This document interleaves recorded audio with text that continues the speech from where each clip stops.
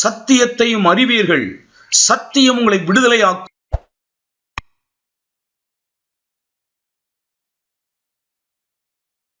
பிரியமானவர்களே, இந்த நாளிலும் கூட சங்கீதம் 92:12 ஒரு அருமையான ஒரு வார்த்தை இருக்கிறது. அந்த வார்த்தையை நான் உங்களுக்காக வாசிக்கிறேன். யாராவது எடுத்தவங்க இருந்தால் வாசிங்க. சங்கீதம் 92:12. நீதிமான் பனையை போல செழித்து லீபனோனில் உள்ள கேதுருவை போல் வளருவான். அல்லேலூயா. நான் உங்களுக்கு இந்த அருமையான வார்த்தையிலிருந்து ஒரு பகுதியை, நீதிமான் பனையை போல செழிப்பான் என்ற வார்த்தையிலிருந்து உங்களோடு கூட பகிர்ந்து கொள்ள நான் ஏவப்பட்டேன். நம்ம எல்லாம் கண்களை மூடி ஜெபிப்போம். பரலோகத்தின் தேவனே, வார்த்தை உம்முடையது, அந்த வார்த்தை வல்லமை நிறைந்தது, அது போன காரியமாய் வாய்க்கும் ஆற்றல் உள்ளது. இந்த வார்த்தையிலே ஜீவன் உண்டு.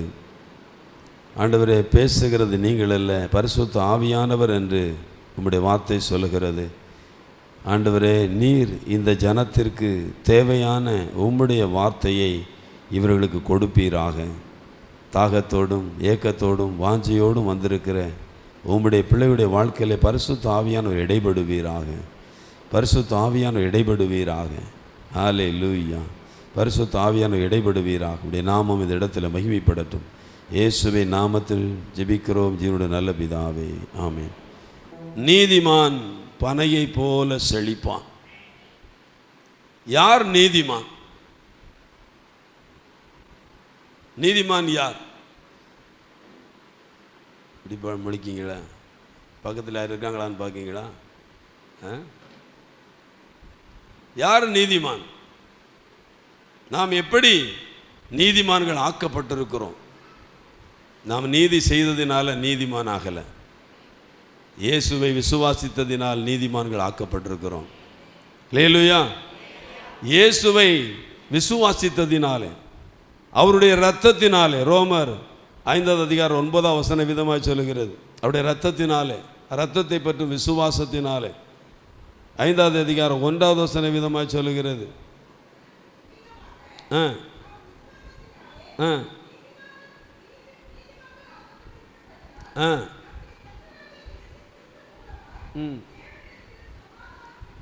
பாருங்கள், நாம் விசுவாசத்தினாலே நீதிமான்கள் ஆக்கப்பட்டிருக்கிறபடியால் நம்முடைய கர்த்தராகிய இயேசு கிறிஸ்துவின் மூலமாய் தேவனிடத்தில் நினைச்சிருக்கிறோம், சமாதானம் பெற்றிருக்கிறோம். அல்லேலூயா. இல்லை என்றால் நம்முடைய பாவத்துக்கு மரணம் இருக்குது. நமக்கு தேவனிடத்தில் எப்படி சமாதானம் கிடைச்சிச்சுன்னா, இயேசுவின் மூலமாய். நம்முடைய பாவத்திற்கான தண்டனை இயேசு ஏற்றுக்கொண்டபடியினால், நம் பாவத்திற்கான ஆக்கினையை இயேசு ஏற்றுக்கொண்டபடியினால், பாவத்திற்கான பரிகாரத்தை இயேசு நமக்காய் நிறைவேற்றினபடியினால், அவர் மூலமாய் தேவனிடத்தில் சமாதானம் பெற்றிருக்கிறோம். ஆகவே அவர் மூலமாக, அந்த இயேசுவை விசுவாசித்ததின் மூலமாய் நாம் நீதிமான்கள் ஆக்கப்பட்டிருக்கிறோம். ஆமென் சொல்லுங்க. நீதிமான்களாய் ஆக்கப்பட்டிருக்கிறோம். நாம் நீதிமான்களாய் நாம் வாழ்ந்ததினாலே நீதிமான்களாகல, நீதிமான்கள் ஆக்கப்பட்டதினாலே நீதிமான்களாய் வாழ்ந்து கொண்டிருக்கிறோம். ஆமென் சொல்லுங்க. அல்லேலூயா. ஒருவேளை நீதிமான்களாகி நம்முடைய வாழ்க்கையில சில தவறுகள் வரலாம், பாவங்கள் வரலாம். நீதிமான்கள் ஆக்கப்பட்ட நம்முடைய வாழ்க்கையில பாவங்கள் தவறுகள் வந்தால் பாவிகள் ஆக்கப்பட மாட்டோம். புரிந்து கொள்ளுங்கள், நாம் நீதிமான்கள் தான். ஏனென்றால் இயேசுவை விசுவாசிக்கிறோம். இயேசுடைய ரத்தத்தை பற்றும் விசுவாசம். 5:9 வாசிங்க. 5:9. நம்முடைய ரத்தத்தினாலே நீதிமான்கள் ஆக்கப்பட்டிருக்க,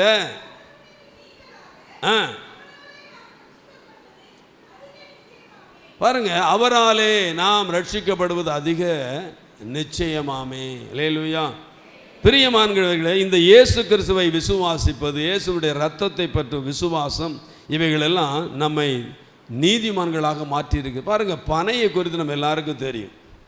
நம்ம பனையை தெரியாதவங்க தமிழ்நாட்டில் இருக்க முடியாது. அதுவும் திருநெல்வேலி, தூத்துக்குடி மாவட்டம், இந்த தென்காசி மாவட்டங்களில் இருக்க முடியாது. ஏன்னா பனை நமக்கு ரொம்ப ஃபெமிலியரானது. ஆனால் வசனம் சொல்லுகிறது பனையை போல செழிப்பான் என்று சொல்லப்பட்டிருக்கிறது. பனை ஒரு நீண்ட காலம் வாழக்கூடியது. பனையில் உள்ள அனைத்து பொருட்களும் மனிதனுக்கு மிகவும் ஆரோக்கியமானது. அப்படிதான், ஆரோக்கியமான உணவும் ஆரோக்கியமான பயன்பாடும் நிறைந்தது. இந்த பனை ஆரோக்கியமான உணவு, ஆரோக்கியமான பயன்பாடு. அந்த ஓலையை வச்சு கூரை மேய்ந்து அதுக்கு உள்ள குடியிருந்தால் அவ்வளோ ஆரோக்கியமானது. அல்லேலூயா. பதநீர் ஆரோக்கியமானது, நொங்கு ஆரோக்கியமானது. அந்த ஓலை அது சுவடுகளாக 100 ஆண்டுகளுக்கு மேலே வைக்க முடியுமா, அவ்வளவு அது பலமுள்ளது. அந்த பனை கட்டைகளையெல்லாம் வைத்து என்ன செய்கிறாங்க, அந்த வைரம் பாய்ந்த கட்டைகளை வைத்து வீடுகளை கட்டுகிறார்கள். அது 100 வருடங்களுக்கு மேலாக இருந்தாலும் கூட அது என்ன செய்யாது, ஒன்றும் செய்யாது. அவ்வளவு பயனுள்ளது. மனிதனுக்கு ஆரோக்கியத்தை கொடுக்கிறது, மனிதனுக்கு பயனை கொடுக்கிறது. பல நிலைகளிலே அது பயன் உண்டாக்குகிறது. அந்த வறட்சி காலத்திலும் கூட அது என்ன செய்கிறது, பனை ஓலை பச்சையாக தான் இருக்குது. எவ்வளோ வறட்சி இருந்தாலும் பனை ஓலை பச்சையாக தான் இருக்குது. இந்த பனை அவ்வளவு செழிப்பாக இருக்கிறது. ஆனால் இப்போ உள்ள காலகட்டத்தில் நிறைய பனைகள் அழிந்து போனது என்று சொல்கிறார். அதற்கு ஒரு காரணம் இந்த சீமக்கருவன்னு சொல்லுவாங்க தெரியுமா. இந்த சீமக்கருவன்னு சொல்லுவாங்க, கருவ மரம். இந்த சீமக்கருவன்னு சொல்லுகிறது வெளிநாட்டிலேருந்து வந்த ஒரு விதை, அதை ஹெலிகாப்டர்லேருந்து தூவப்பட்ட விதை. அந்த மரம் வந்தது இந்த பனைகளை அழிப்பதற்கு அது ஒரு காரணமாய் மாறிவிட்டது. ஏனென்றால் அது இதை விட அதிகமாக நீரை ஆழத்தில் போய் உறிஞ்சக்கூடியது, தூரத்தில் போய் உறிஞ்சக்கூடியது. அதனால் இதனுடைய பகுதியெல்லாம் தண்ணியெல்லாம் அது எடுத்தபடினால இந்த பனை அழிந்து போகக்கூடிய ஒரு சூழ்நிலைக்கு தள்ளப்பட்டது. அது மட்டுமல்ல, இந்த ஒயிட் சுகர் வந்ததுனால இந்த கருப்பட்டியுடைய பயன் மிகவும் குறைவுபட்டு விட்டது. ஒயிட் சுகர் வந்ததுனால கருப்பட்டியுடைய பலன் அதிகமாக குறைந்து போனது. அதனாலையும் கருப்பட்டியினுடைய உற்பத்தியும் குறைந்து விட்டது. அதனால் விலை அதிகமாகிவிட்டது. நான் எதனால் சொல்ல வருகிறேன்னா, நாம் எப்பொழுதுமே நாம் ஒரு நலமானது ஒன்று இருக்கும் பொழுது அதற்கு டூப்ளிகேட்டு ஒன்று வருவதற்கு நிறைய வாய்ப்புகள் இருக்கிறது. நாம் நீதிமான்களாக வாழும் பொழுது நாம் இந்த உலகத்தில் நாம் ஒரு டூப்ளிகேட்டான ஒரு வாழ்க்கைக்கு சத்துருவானவன் நம்மளை என்ன செய்கிறான், நம்மளை காட்டுகிறான். எப்படி இந்த ஒயிட் சுகர், அப்புறம் இந்த சீம கருவல் என்பது, இதெல்லாம் இந்த உலகத்தில் நமக்கு பலவிதமான மோகங்களை காட்டி நம்மை ஆண்டவரை விட்டு பிரிக்கிற, ஆண்டவரை விட்டு தூரப்படுத்துகிற, ஆண்டவரை விட்டு பிரிக்கிற பல சம்பவங்களாக இருக்கிறது. அல்லேலூயா.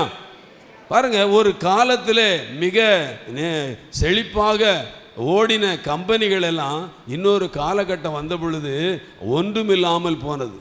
அப்படிப்பட்ட ஒரு சூழ்நிலைக்கு தள்ளப்பட்ட சாதாரண ஒரு ஃபோன் வந்துச்சு. அப்போ அந்த ஃபோனு ரொம்ப பயனுள்ளதாக இருந்துச்சு. இப்போ ஸ்மார்ட் ஃபோன் வந்த பிறகு அந்த பட்டன் ஃபோன்லாம் இப்போ என்னதில்லை, அது அவுட் ஆஃப் ஃபேஷன் ஆகிட்டு. இப்போ அதுக்கு வழியே இல்லை, அதுக்கு வேலையே இல்லை. அதை வச்சு ஒன்றும் செய்ய முடியாதுங்கிற நிலைமைக்கு தள்ளப்பட்டுட்டோம். இன்னும் கொஞ்சம் நாள் கழிச்சிச்சுனாக்கா இதை விட பயங்கரமான ஒரு மாடர்ன் டெக்னாலஜிலாம் வரும். நான் ஏன் இதை சொல்லுகிறேன் என்றால், நாம் இந்த உலகத்தில் இந்த பனையை போல செழித்திருக்கிறதற்காக ஆண்டவர் நம்முடைய ஒரு நல்ல ஒரு வாழ்க்கையை வைத்திருக்கிறார். அல்லேலூயா. பனை ஒரு ஒரு ஒரு கரையில், ஒரு குளத்தினுடைய ஒரு ஆற்றினுடைய கரையில் இருக்கும் என்றால் அந்த கரைக்கு பாதுகாப்பாக இருக்கும். தண்ணீர் அதை அரித்து கொண்டு போகாது. அவ்வளவு பாதுகாப்பான ஒரு பனை அந்த வேர்கள் எல்லாம் பாதுகாப்பாக இருக்கும். அந்த மண்ணையெல்லாம் நிறைய குளக்கரைகளிலெல்லாம் பனை வைத்திருப்பாங்க. அது உண்மையாகவே அந்த அந்த அந்த கரையை பலப்படுத்துவதற்காக வைக்கப்பட்டவைகள். அப்போ அது கரையை பாதுகாக்கிறது. அது மனிதனுக்கு உணவாக, ஆரோக்கியமான உணவாக அது பயனளிக்கிறது. இன்னும் அவங்களுடைய வீடுகளை கட்டி குடியிருந்து ஆரோக்கியமாக வாழ்வதற்கு இது உதவியாக இருக்கிறது. இப்படி பல நிலைகளிலே இந்த பனை மனுக்குலத்திற்கு உதவியாக, பாதுகாப்பாக, ஆரோக்கியத்தை கொடுக்கிறதாக இருக்கிறது. அல்லேலூயா.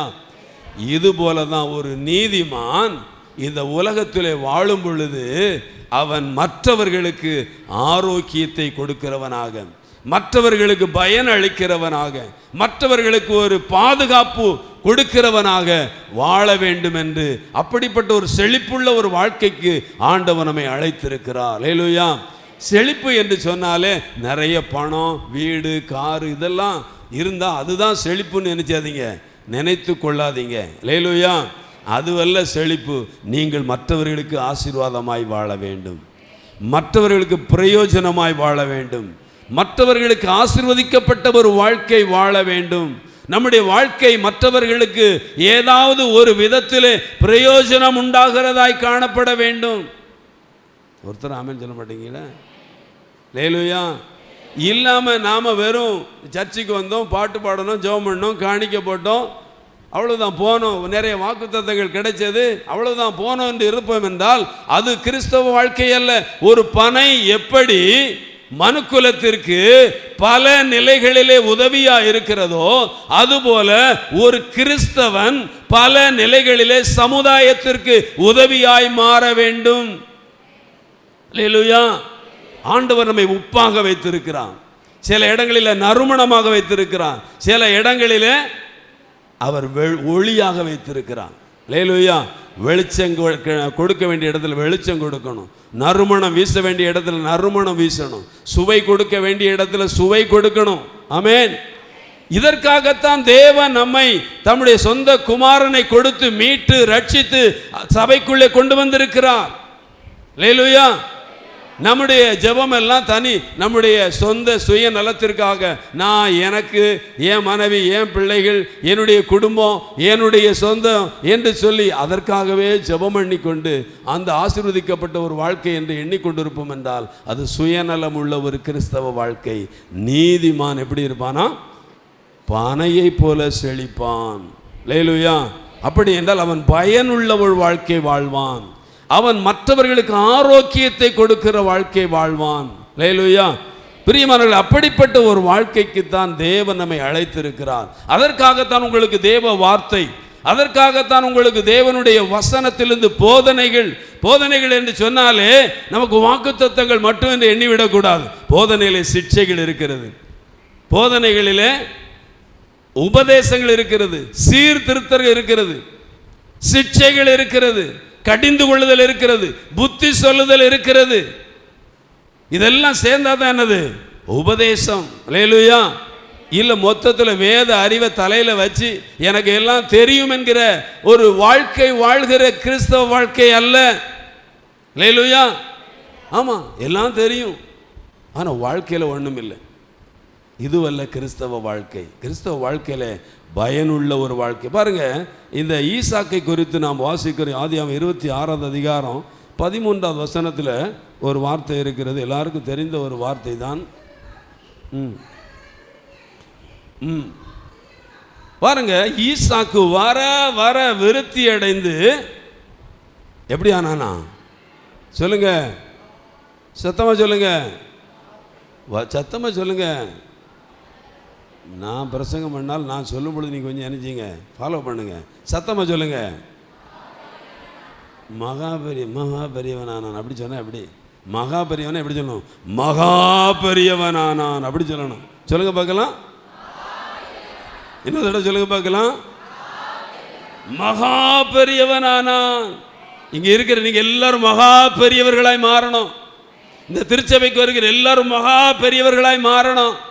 அல்லேலூயா. வர வர விருத்தி அடையணும். உங்களுடைய எல்லாவற்றிலும் விருத்தி உண்டாகணும். உங்க ஜெப வாழ்க்கையில விருத்தி உண்டாகணும், உங்களுடைய வேத தியானத்தில் விருத்தி உண்டாகணும், உங்களுடைய பொருளாதாரத்தில் விருத்தி உண்டாகணும், உங்களுடைய குணநலங்களில் விருத்தி உண்டாகணும். இந்த ஈசாக்கு எப்படி விருத்தி அடைந்தான், மகா பெரியவனானான் என்றால் அவன் தன்னை பலியாக கொடுத்தான். அல்லேலூயா. ஈசாக்கை ஆபிரகாம் பலி செலுத்த அந்த மோரியா மலைக்கு கொண்டு சென்ற பொழுது அந்த ஆபிரகாமுக்கு தகப்பனுக்கு இந்த ஈசாக்கு என்ன செய்தான்? தன்னை ஒப்பு கொடுத்தான். விறகு இருக்கிறது, நெருப்பு இருக்கிறது, பலிக்கு ஆடு எங்கன்னு கேட்ட பொழுது தகப்பன் சொல்லுகிறாரு, அது கர்த்தருடைய பர்வதத்தில் என்ன செய்யப்படும்? பார்த்து கொள்ளப்படும். அமைதியாக வருகிறான். பலிபீடத்தில் போய் என்ன செய்கிறாங்க? பலிபீடத்தை 2 பேரும் சேர்ந்து பலிபீடத்தை கட்டுறாங்க. கட்டி இவனுடைய கையை கட்டி பலிபீடத்தில் கிடத்து வரைக்கும் அவன் என்ன செய்யலை? ஒன்றும் பண்ணலை, ஒன்றும் அந்த எதிர்த்து பேசலை. அவன் தன்னை பலியாக ஒப்பு கொடுத்தான். அல்லேலூயா. ரோமர் 12:1 சொல்லப்பட்டிருக்கிறது, உங்கள் சரீரங்களை ஜீவ பலியாக ஒப்பு கொடுங்கள். நாம் விருத்தி அடைவதற்கு, நாம் செழித்து வாழ்வதற்கு நம்மை முதலாவது பலியாக தர வேண்டும். ஆண்டவருக்கு பலியாக ஒப்பு கொடுக்க வேண்டும். இந்த ஈசாக்கை போல மகா பெரியவனாய் மாறலாம், வர வர விருத்தி அடையலாம். அதுக்கு ஒரே ஒரு காரியம் என்னது? நாம் நம்மை பலியாக கொடுக்கணும்.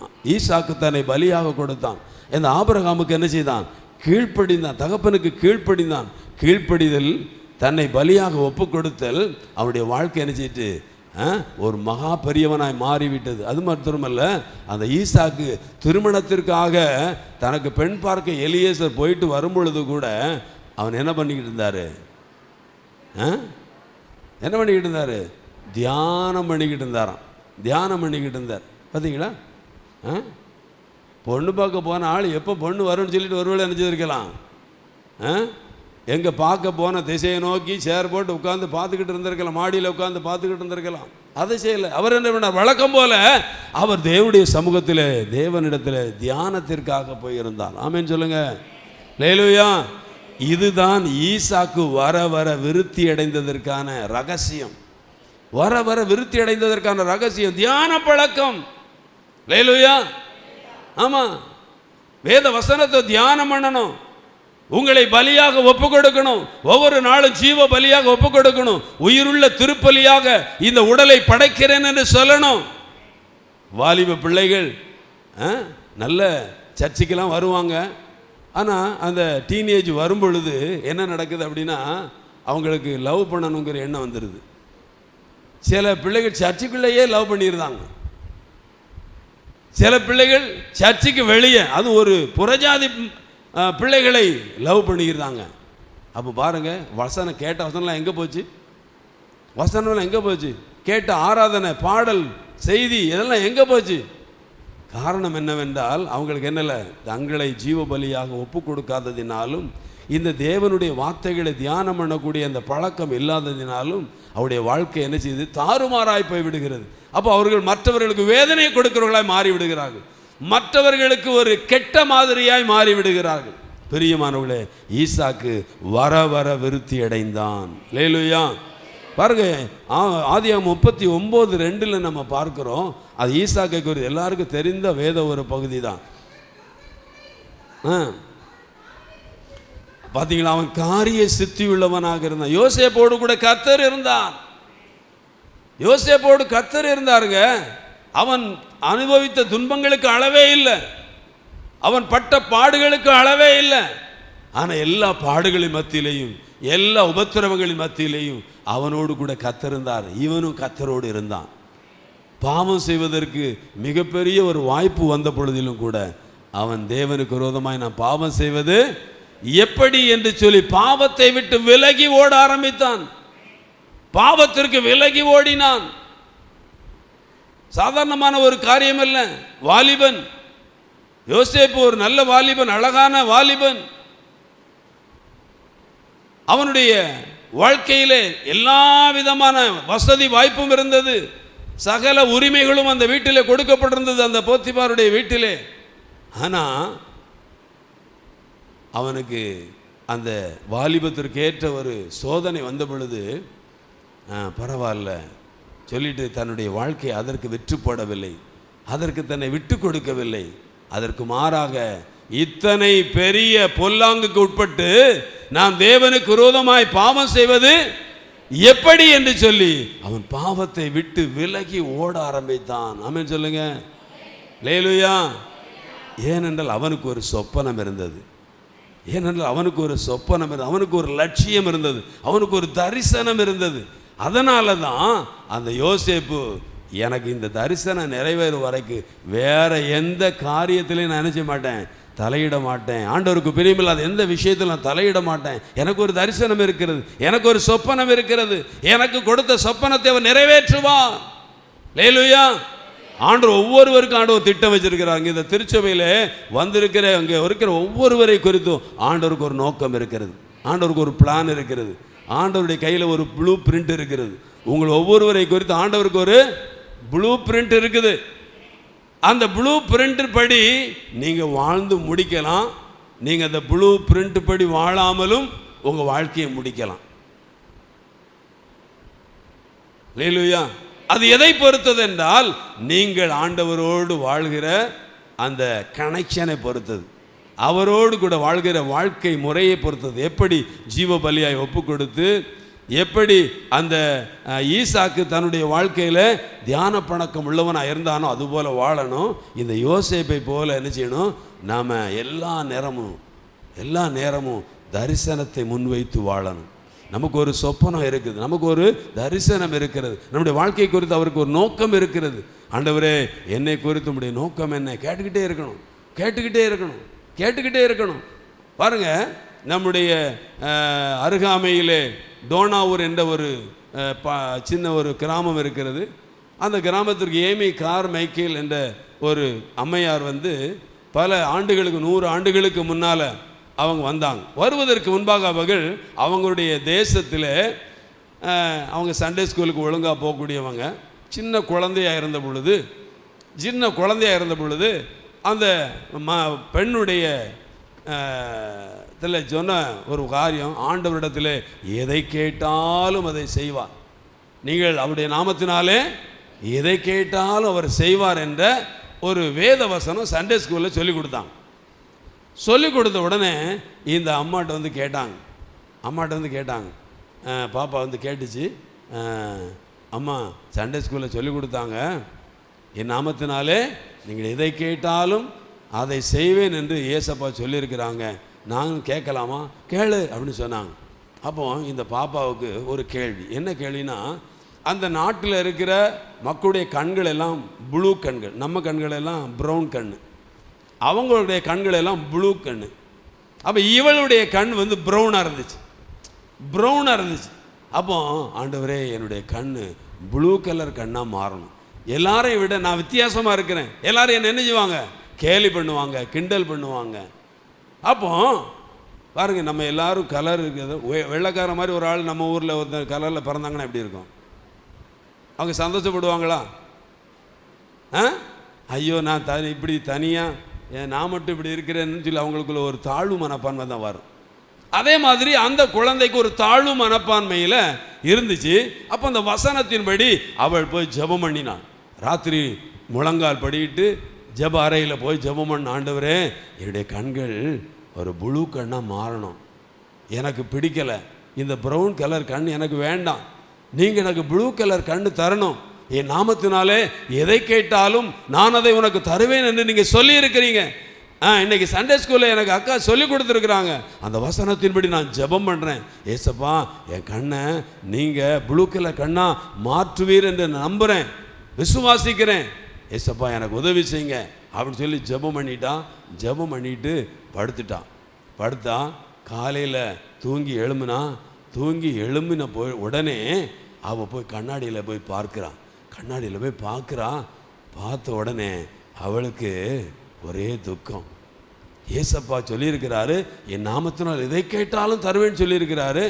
ஆனால் என் கண்ணு இன்னும் ப்ரௌன் கலராக தான் இருக்குது, ப்ளூ கலர் கண்ணாக மாறலை.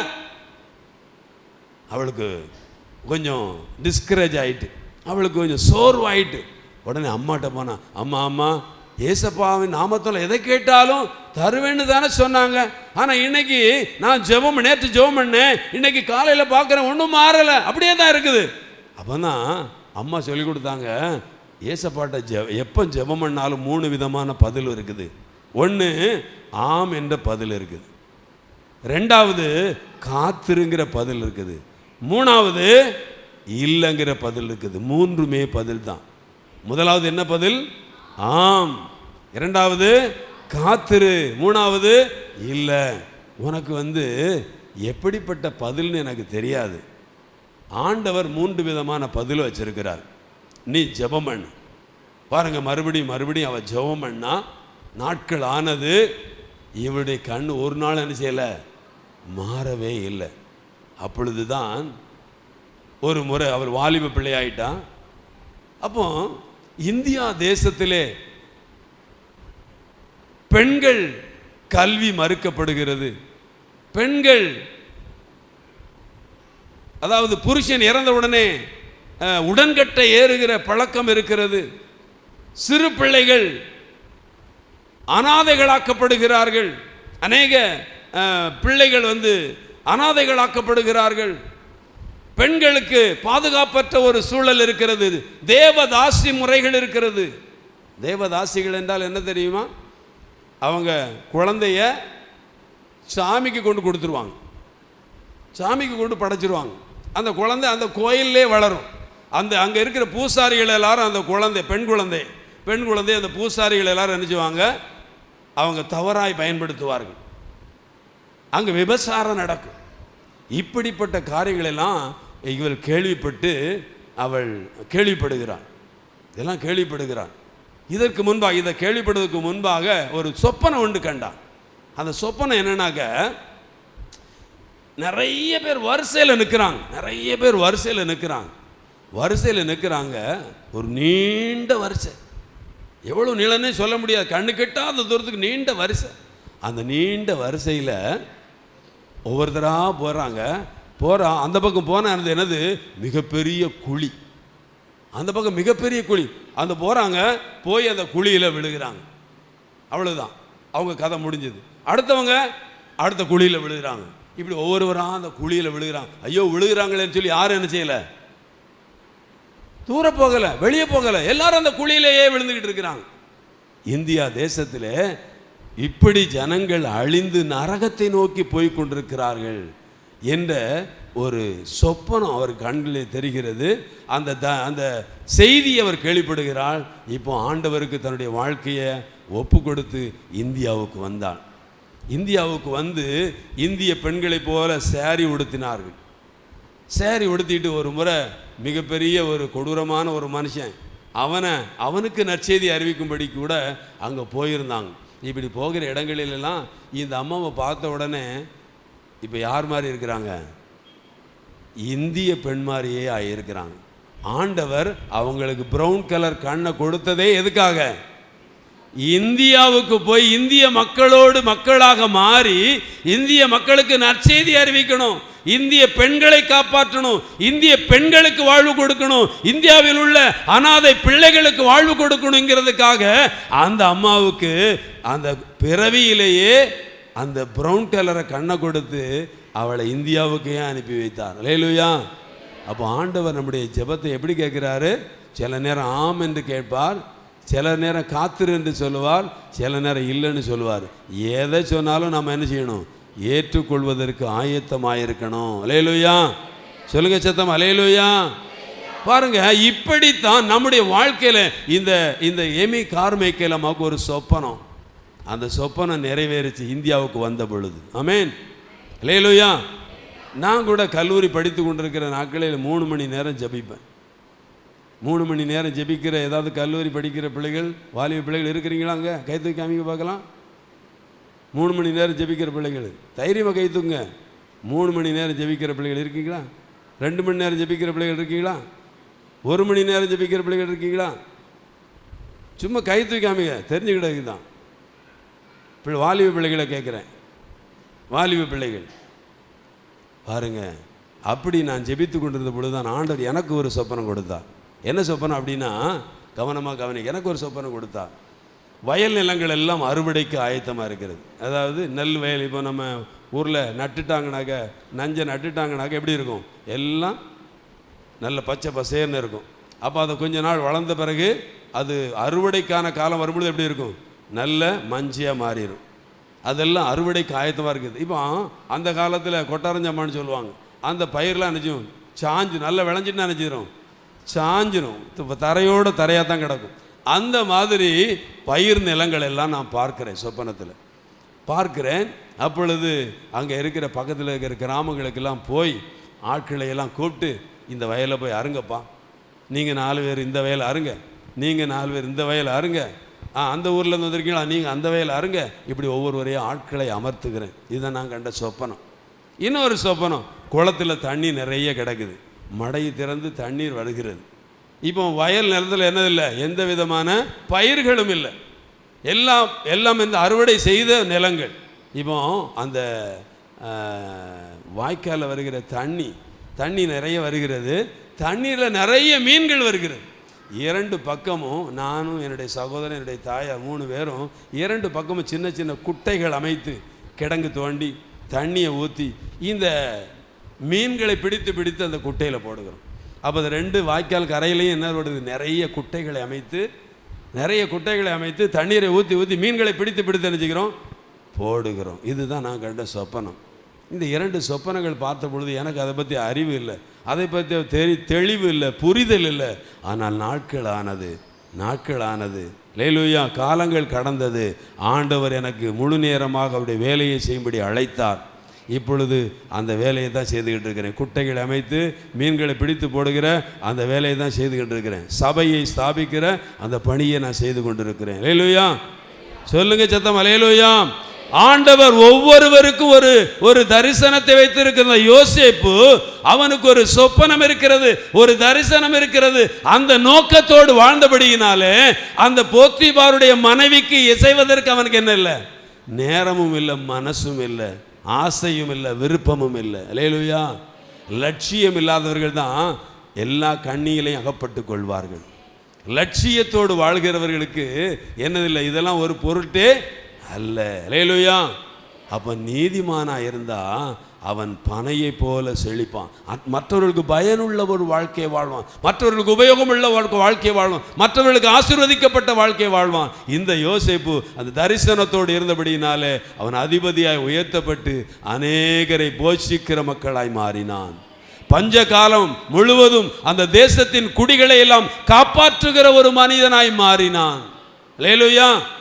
அயல் நாட்டவர்கள் கூட அங்கு வந்து உணவு உண்பதற்கு, உணவு பொருட்களை வாங்குவதற்கு அவன் காரணமாய் மாறினான். அல்லேலூயா. இப்படிப்பட்ட ஒரு வாழ்க்கைக்கு தான் தேவன் நம்மை அழைத்திருக்கிறார். ஆமென் சொல்லுங்க.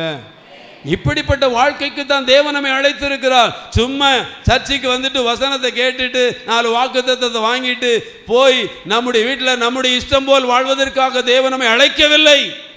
நீங்கள் இருக்கிற இடத்துல நீங்கள் ஒளி வீச வேண்டும், நீங்கள் இருக்கிற இடத்துல நறுமணம் வீச வேண்டும். அல்லேலூயா. நீங்கள் இருக்கிற இடத்துல எப்படிப்பட்ட ஒரு வாழ்க்கை வாழணும், ஒளி வீசணும், நறுமணம் வீசணும். இன்னொரு காரியம் என்ன சொன்னேன், எப்படி இருக்கணும்,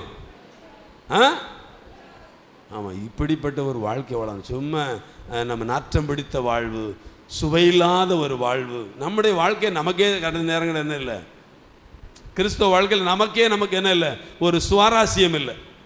கிறிஸ்தவ வாழ்க்கையில் நமக்கே என்ன இல்லை, இருக்குதா, சுவாரஸ்யம் இருக்குதா? கிறிஸ்தவ வாழ்க்கை பயணத்தில் பாருங்க, இஸ்ரவேல் ஜனங்கள் எகிப்தின் அடிமைத்தனத்தை விடுதலையாக்கி கொஞ்சம் உற்சாகமாக தான் வந்தாங்க. வெள்ளியுடைமைகள் பொன்னுடைமைகளை எல்லாம் அந்த எகிப்தில் உள்ள மக்களிடத்திலிருந்து வாங்கி புறப்படும் பொழுது ரொம்ப நல்ல ஆர்ப்பரிப்போடு புறப்பட்டாங்க, ஆரவாரத்தோடு புறப்பட்டாங்க. அப்படிதானே இல்லையா? எகிப்தின் ஜனங்களும் அதிபதிகளும் கூட எல்லாரும் போங்கன்னு சொல்லி விரட்டி விட்டாங்க. அப்போ அவங்க வரும்பொழுது நல்ல ஆர்ப்பரிப்போடு வந்தாங்க, நல்ல வாஞ்சையோடு வந்தாங்க, நல்ல விருப்பத்தோடு வந்தாங்க, நல்ல ஒரு இன்ட்ரெஸ்டிங்காக வந்தாங்க. ஆனால் வருகிற வழியில் என்ன இருந்துச்சு, செங்கடல் வந்தது. செங்கடல் வந்த உடனேயே அவங்களுக்கு அப்செட் ஆயிட்டாங்க. ஐயோ, நாம் எப்படியா இதை கடப்பது? பின்னால் திரும்பி பார்க்குறோம், திரும்பி போயிடலாமா, சரி அவ்வளோதான், திரும்பி போயிடலாமான்னு திரும்பி பார்த்தா யார் வர்றா, பார்வோனின் சேனை வருகிறது. அவ்வளவுதான், கொன்னே விடுவாங்க. முன்னால் போனால் கடலில் விழுந்தா சாகணும். இப்போ மோசைக்கிட்ட கிடந்து புலம்ப, அங்கே நாங்கள் அடிமையாவது இருந்திருக்கலாமே, எங்களுக்கு கல்லறை தோட்டம் இல்லை என்று அங்கே கொண்டு வந்தீர். இப்படித்தான் நாம் பல நேரங்களில் நம்முடைய வாழ்க்கை பயணத்தில் முறுமுறுக்கிறவர்களாக இருக்கிறோம். சோதனைகள் வரும். என்ன இயேசு சொல்லியிருக்கிற, உலகத்திலே உங்களுக்கு உபத்திரவம் உண்டு. ஆமாம், யோபு சந்திக்காத உபத்திரவமா, யோசேப்பு சந்திக்காத உபத்திரவமா? அல்லேலூயா, அல்லேலூயா.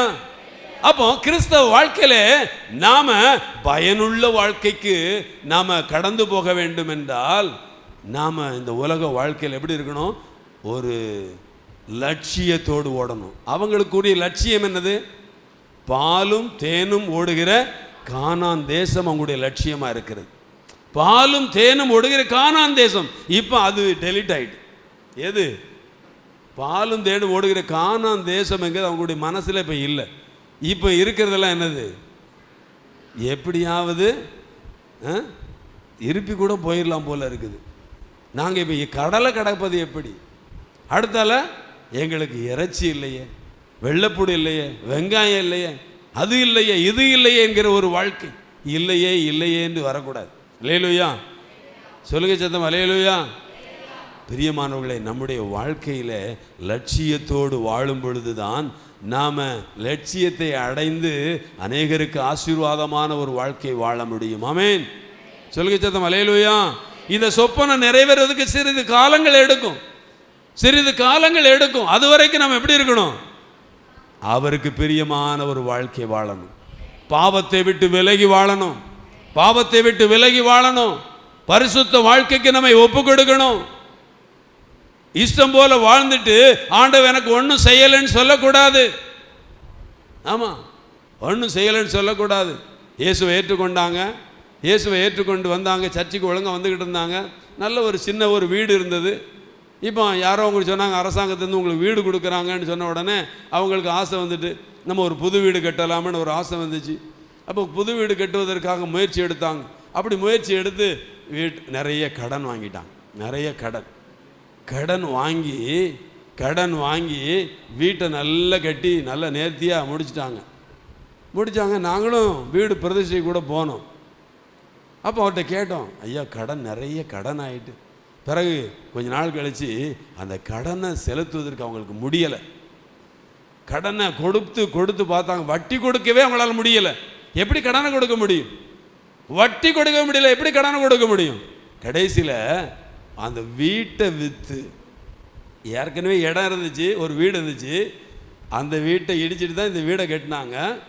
இப்போ அந்த இடமும் போச்சு, அந்த வீடும் போச்சு, புதுசாக கட்டின வீடு எல்லாத்தையும் சேர்த்து விற்றுட்டு அந்த முழு கடனை கொடுத்துடலாமான்னு பார்த்தா அதுவும் முடியலை, மறுபடியும் கடன் இருந்தது.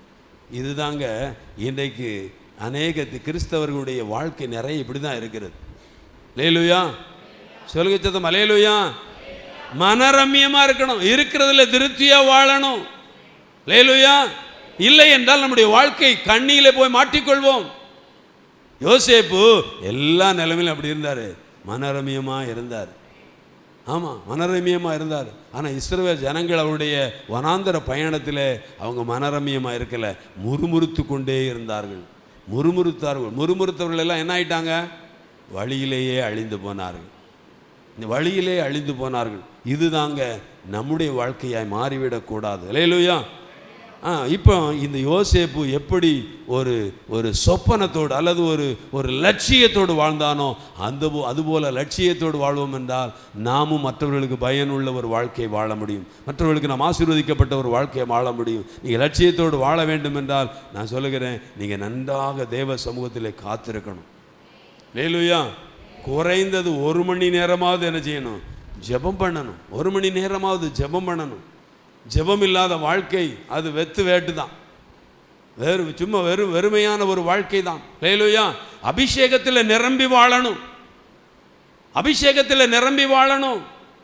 அபிஷேகம் இருந்தால் தான் நீங்கள் பாவத்தை ஜெயிக்க முடியும். என்னைக்கு ஒரு நாள் ரட்சிக்கப்பட்டேன், என்னைக்கு ஒரு நாள் இயேசுவை ஏற்றுக்கொண்டேன். பாருங்க, அன்னைக்கு ஒருத்தர் சொன்னார், ஞானஸ்தானம் எடுத்துட்டேன் அப்படின்னு சொன்னாங்க. எப்படிப்பா ஞானஸ்தானம் எடுத்தேன்னு கேட்டேன். அப்போ அவர் சொன்னார், எங்கள் அம்மா என்னை கூட்டிகிட்டு போனாங்க, பாஸ்டருக்கு முன்னால் விட்டாங்க. அப்போ ஞானஸ்தானம் எடுக்க போகிறேன் அப்படின்னு கேட்டாங்க. அம்மாவை பார்த்தேன், அம்மா ஞானஸ்தானம் எடுக்க போகிறான்னு சொன்னாங்க. ஏன் ஞானஸ்தானம் கொடுத்துட்டாங்க. அப்போ நீ இயேசுவை ஏற்றுக்கொண்டையா? அதெல்லாம் எனக்கு தெரியாது. ரட்சிக்கப்பட்டிருக்கியா? அதெல்லாம் எனக்கு தெரியாது. அம்மா சொன்னாங்க, நான் நினச்சிட்டேன். ஞானஸ்தானம் எடுத்து அம்மாவும் எடுத்துட்டாங்க. அம்மா ரட்சிக்கப்பட்டிருக்காங்களா? அதுவும் தெரியாது. அம்மாவும் ரட்சிக்கப்பட்ட யாரோ சொல்லியிருக்காங்க, ஞானஸ்தானம் எடுத்துட்டா உங்கள் வாழ்க்கையில் ஒரு உயர்வு வரும், மேன்மை வரும், ஒரு விடுதலை கிடைக்கும். அப்படிலாம் கிடையாது. ஞானஸ்தானம் எடுத்து அப்படிலாம் மேஜிக்கெலாம் கிடையாது. ஞானஸ்தானம் யாருக்கு ஞானஸ்தானம்? விசுவாசம் உள்ளவனாகி ஞானஸ்தானம் பெற்றவன் தான் ரட்சிக்கப்படுவான். ஆமாம், பாவ மன்னிப்புக்கு என்று ஞானஸ்தானம் எடுக்கணும். அல்லேலூயா. இயேசுவை முழுமனதாக ஏற்றுக்கொண்டதினால ஞானஸ்தானம் எடுக்கணும். அல்லேலூயா. அப்படி ஞானஸ்தானம் எடுக்கிறவங்களுக்கு ஆண்டவர் என்னத்தை கொடுக்குறாரு? பரிசுத்த ஆவியை கொடுக்கிறாரு. அல்லேலூயா. இப்போ அந்த பரிசுத்த ஆவியினால் நிரப்பப்பட்ட ஒரு வாழ்க்கை. அல்லேலூயா.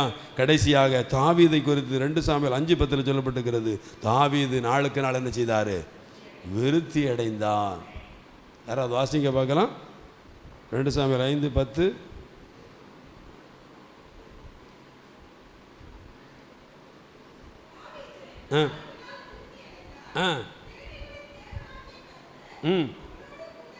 சேனைகளின் தேவனாகிய கர்த்தர் அவனோடு இருந்தார். தாவீது நாளுக்கு நாள் விருத்தி அடைந்தான். விருத்தி அடைந்து கொண்டே இருந்தான். காரணம் என்ன தெரியுமா? தாவீது நாளுக்கு நாள் விருத்தி அடைய காரணம் என்ன தெரியுமா? அவன் தேவனை துதித்து வாழ்ந்தான். ஆமென் சொல்லுங்க. அவன் தேவனை துதித்து வாழ்ந்தான். தீமை செய்வதற்கு அஞ்சு வாழ்ந்தான். பாவம் செய்வதற்கு அஞ்சு வாழ்ந்தான். அல்லேலூயா. தீமை செய்கிறவர்களுக்கும் நன்மை செய்கிறவனாய் வாழ்ந்தான். அதனால தான் சவுல் ஈட்டியை கொண்டு இவனை எரிஞ்சாலும் கூட இவன் அந்த சவுலை கொல்லுவதற்கு இவனுக்கு மனசு வரல. சவுலை கொல்லுவதற்கு வாய்ப்பு கிடைத்த பொழுதும் அவனுடைய அங்கியை தான் அறுத்து கொண்டு வந்து காமிச்சான். நான் உங்களோட அங்கி என் கையில் இருக்குது, துண்டு இருக்குது, நான் உங்களை கொல்லன்னு நினச்சிருக்கலாம், கொண்டிருக்கலாம். இதுதான் தாவீதுடைய நிலை. பிரியமானவர்களே, நாம் இந்த தாவீதை போல நாளுக்கு நாள் விருத்தி அடைந்தால் அந்த தாவீதை போல அநேகருக்கு எப்படி இருக்கலாம்? தாவீதுடைய பதவியை மட்டும் பார்க்காதீங்க. தாவீது அநேகருக்கு ஆசீர்வாதமான வாழ்க்கை வாழ்ந்தார். ஆமென் சொல்லுங்க. அநேகரை போஷிக்கிற வாழ்க்கை வாழ்ந்தார். அநேகருக்கு நற்செயல் செய்கிற ஒரு வாழ்க்கை வாழ்ந்தார். அல்லேலூயா. இதுதான் நீதிமான் பனையை போல செழிக்கிற ஒரு வாழ்வு. நீங்கள் உங்கள் ஊரில், நீங்கள் உங்கள் தெருவில், உங்களுடைய வீட்டில் நீங்கள் எப்படிப்பட்டவர்களாக இருக்கணும்? இப்படிப்பட்ட ஒரு பனையை போல வாழணும். ஆமாம், உங்களிடத்திலிருந்து மற்றவர்கள் நன்மையை பெறணும், ஆசீர்வாதங்களை பெறணும், பலவிதமான பயனை அடையணும். ஆமென் சொல்லுங்க. இப்படிப்பட்ட ஒரு பயனுள்ள ஒரு வாழ்க்கை வாழ்ந்தா நீங்கள் சபையை நிரப்பிடுவீங்க. உங்கள் மூலமாக அநேகர். நேற்றைய தினம் ஒரு யூதனுடைய வஸ்திரத்தை தொங்கலை பிடித்து கொண்டு எரிஞ்சுறாங்க. 10 பேர் வந்தாங்க. இப்போ ஒவ்வொருவர் முந்தானையும் பிடிச்சிட்டு 10 பேர் வந்தால் இங்கே சர்ச்சை காணுமா? சொல்லுங்க. ஆமாம், உங்களுக்கு மட்டும்தான் உட்காரக்கு இடம் இருக்குது. அதனால தான் நீங்கள் யாரும் எடுத்துகிட்டு வர மாட்டீங்களா நம்ம தெரியல. அடுத்தவங்களை கூட்டிகிட்டு வந்தால் இடம் இருக்காது அப்படின்னு நினைக்கிங்களா? நீங்கள் தேவனுடைய பிள்ளைகளாக நீதிமானாய் வாழுங்கள். நான் இயேசுவை ஏற்றுக்கொண்டவன். நான் யாரு சொல்லுங்க? நீதிமான். அந்த மனநிலையோடு வாழவேன். நான் இயேசுவை ஏற்றுக்கொண்டவன். நான் யாரு? நீதிமான். நான் இயேசு கிறிஸ்துவினுடைய இரத்தத்தினால் நீதிமான் ஆக்கப்பட்டிருக்கிறேன். அல்லேலூயா. நான் பனையை போல செழித்திருப்பேன். நான் இந்த தாவீதை போல, இந்த யோசேப்பை போல என்னுடைய வாழ்க்கை எப்படி இருக்கணும்? ஒரு லட்சியத்தோடு, ஒரு துதிக்கிற வாழ்வு வாழ்வேன். ஒரு லட்சியத்தோடு வாழ்கிற ஒரு வாழ்க்கையை வாழ்வேன். ஈசாக்கை போல என்னை பலியாக ஒப்பு கொடுத்து வாழ்வேன். ஈசாக்கை போல நான் அவர்தான் எனக்கு தியானம் என்று தியானத்தோடு வாழ்வேன் என்று நம்முடைய வாழ்க்கையை ஒப்பு கொடுப்போம் என்றால் நம்முடைய வாழ்க்கையும் செழிப்புள்ளதாய் மாறும், அநேகருக்கு ஆசீர்வாதமானதாய் மாறும். அல்லேலூயா. சொல்லுங்க சத்தம். அல்லேலூயா. அல்லேலூயா. எல்லாரும் எழுந்திருந்து ஒரே ஒரு பாடலை பாடி நாம் அந்த ஆண்டுடைய நாமத்தை மகிமைப்படுத்த எல்லா தேவ சமூகத்தை எல்லாரும் எழுந்திருப்போம். அல்லேலூயா. அல்லேலூயா.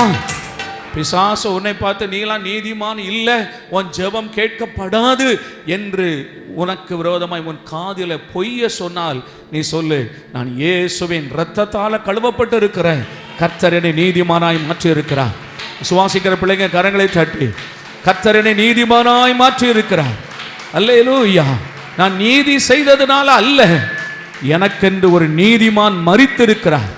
பாவமே செய்யாத நீதிமானின் இரத்தம் சிந்தப்பட்டு இருக்கிறது. அவருடைய இரத்தத்தினாலே நான் நீதிமானாக இருக்கிறேன். நான் பனைமரம் ஆக்கப்பட்டு இருக்கிறேன். நான் உண்மையில் நான் ஒரு கர்வாலி மரம் தான், ஆனால் கர்த்தர் என்னை பனைமரமாய் மாற்றி இருக்கிறார். அதற்காக கர்த்தருக்கு நன்றி சொல்லுகிறேன். இந்த ஆலயத்திலே கர்த்தர் என்னை நாட்டி வைத்திருக்கிறார். இந்த ஆலயத்திலே கர்த்தர் என்னை நாட்டி வைத்திருக்கிறார். வாரந்தோறும் கர்த்தர் எனக்கு தண்ணீர் பாய்க்கிறார். வாரந்தோறும் கர்த்தர் கொத்தி எரு போடுகிறார். வாரந்தோறும் கர்த்தர் எனக்கு உணவளிக்கிறார். நான் கனி கொடுப்பேன். அல்லேலூயா. சர்வ வல்லமையுள்ள தேவனே, நம்முடைய கரத்தில் நம்முடைய பிள்ளைகளை ஒப்பு கொடுக்கிறோம். ஆசீர்வதியும். சத்தியத்தின்படியே இவர்கள் இருக்கிற இடங்களிலே கர்த்தாவே பனை மரமாக ஆண்டவரே பஞ்ச காலத்திலும் அது பசுமையாய் நிற்கும் ஆண்டவரே. அதே போலவே நாங்கள் இருக்கிறோம். உம்முடைய பிள்ளைகளை ஆசீர்வதியும். செலுத்தப்பட்ட காணிக்கைகள் எல்லாவற்றையும் அங்கீகரித்து ஆயிரமாய் உம்முடைய பிள்ளைகளுக்கு திருவத்தாரு. மாலை கூட்டத்தை ஆசீர்வதிங்க. உம்முடைய நாம மாத்திரம் மகிமைப்படட்டும். உம்முடைய அடியானை கொண்டு கர்த்தர் பேசும். இரட்சகராகிய இயேசுவின் நாமத்தில் வேண்டிக் கொள்கிறோம் எங்கள் நல்ல பிதாவே, ஆமென். நம்முடைய கர்த்தராகிய இயேசுவின் கிருபையும் பிதாவாகிய தேவனுடைய அன்பும் பரிசுத்தமுடைய ஐக்கியமும் இன்றும் என்றும் சதா காலங்களில் நம் அனைவரோடும் சகல பரிசுத்தவான்களுடன் நிலைத்திருப்பதாக. ஆமென். என் ஆத்துமாவே கர்த்தரை ஸ்தோத்திரி, என் முழு உள்ளமே உடைய பரிசுத்த நாமத்தை ஸ்தோத்திரி. என் ஆத்துமாவே கர்த்தரை ஸ்தோத்திரி, கர்த்தர் செய்த சகல உபகாரங்களையும் மறவாதே. ஆமென்.